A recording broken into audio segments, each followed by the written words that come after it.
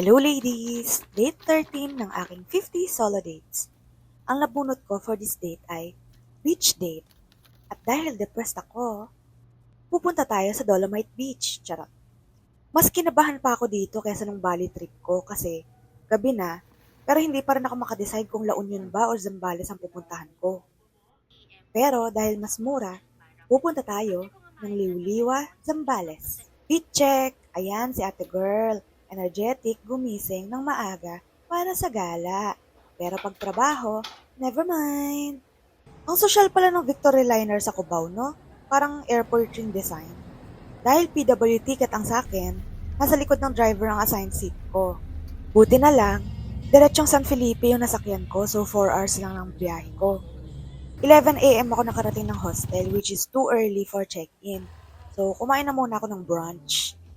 12 p.m., nag-check-in na ako. Nagpahinga lang ng konti, tapos larga na sa beach. Although mukhang safe naman, nakakatakot pa rin mag-iwan ng gamit sa beach. Pero nagawa ko pa rin mag-swimming, syempre.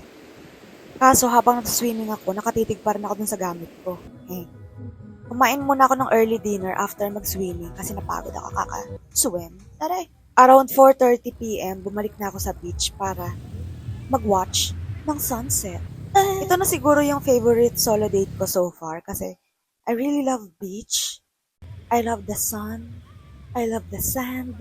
I love swimming. I love everything about it. Magpo-post din ako ng full details ng aking liw-liwa trip sa aking YouTube channel. So make sure to subscribe to my YouTube channel, Roxy Wonders, and follow for date 14.